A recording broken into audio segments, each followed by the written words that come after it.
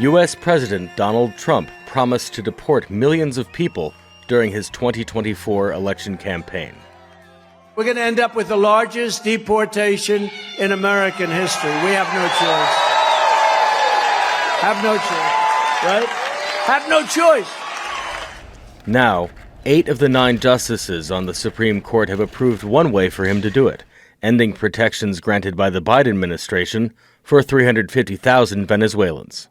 From what we can tell, this is the single largest action in modern American history, stripping any group of non-citizens of immigration status. Temporary Protected Status, or TPS, allows people from countries enduring economic upheaval or violence to stay and work in the U.S. Trump says those immigrants have brought that violence with them to the U.S., pointing to foreigners convicted of murder. But revoking TPS makes no distinction between the innocent and the guilty. Miami-Dade County is proud to be home to the largest community of Venezuelans in the United States. We must secure our borders and streamline our immigration process, but this decision puts hundreds of thousands of our Venezuelan families at risk and punishes those who followed a legal process.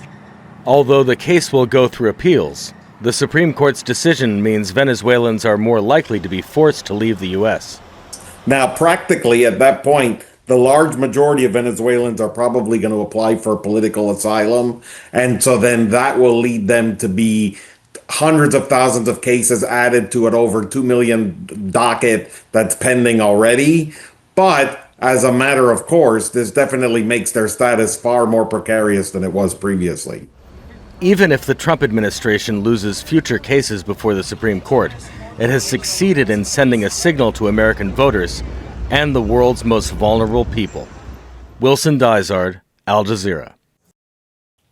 Make sure to subscribe to our channel to get the latest news from Al Jazeera.